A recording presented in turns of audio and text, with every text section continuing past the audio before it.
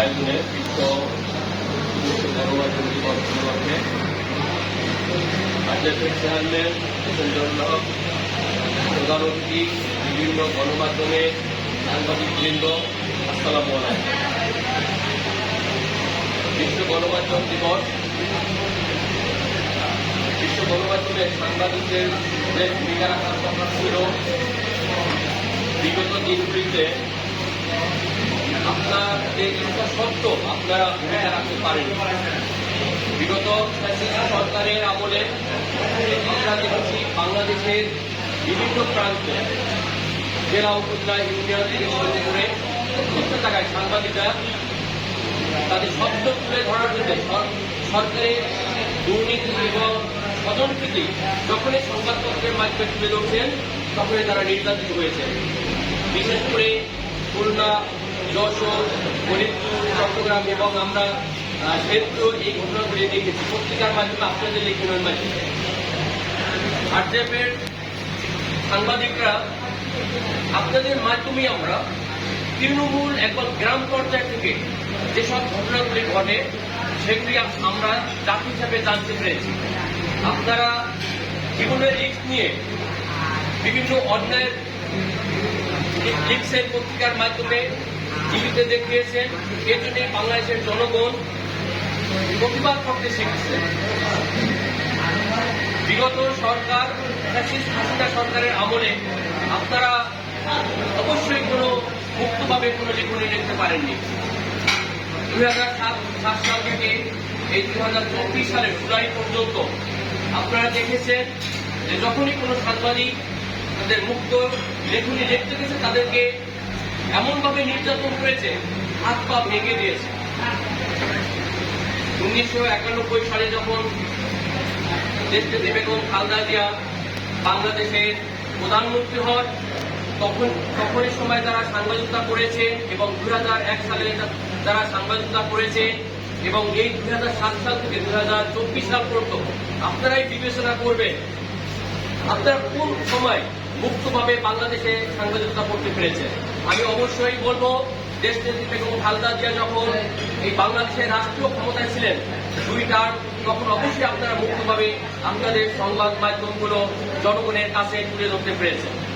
আমি আশা করব আগামী দিনগুলিতেও যদিও রাষ্ট্রীয় ক্ষমতায় বিএনপি আসতে পারে, ইনশাআল্লাহ আপনারা বাংলাদেশের যে প্রান্ত থেকে সংবাদ পরিবেশন করবেন, লিখবেন, ইনশাআল্লাহ আপনারা নির্ভয়ে আপনাদের কাগজের মাধ্যমে সেই সংবাদগুলো তুলে ধরতে পারবেন।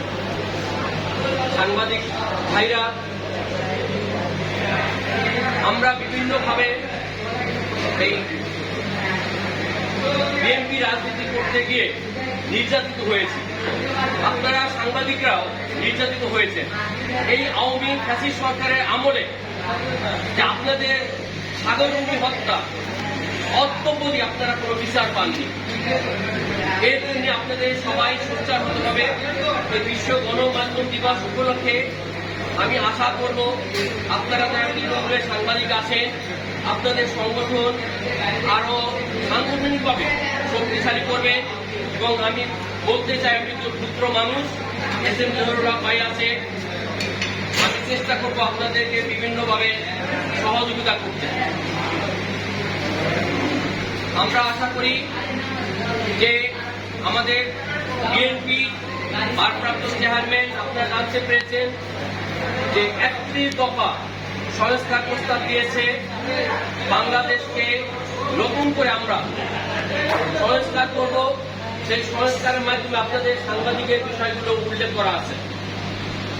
ইনশাআল্লাহ আগামীতে যদি বিএনপিও রাষ্ট্রীয় ক্ষমতা আসে এবং সেই সংস্কারে আপনারা ইনশাআল্লাহ সাংবাদিকরা সেই সুফল ভোগ করতে পারবেন।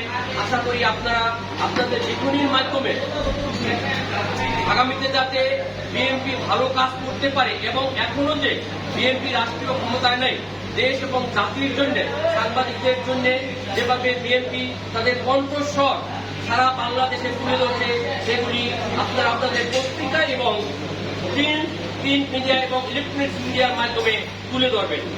ইনশাআল্লাহ দেশনায়ক তারেক রহমান বাংলাদেশে ফিরে আসবেন এবং আপনারা জানতে পেরেছেন, আপনাদের মাধ্যমে আমরাও জানতে পেরেছি যে আমাদের নেত্রী 5ই মে লন্ডন থেকে তিনি বাংলাদেশে আসবেন।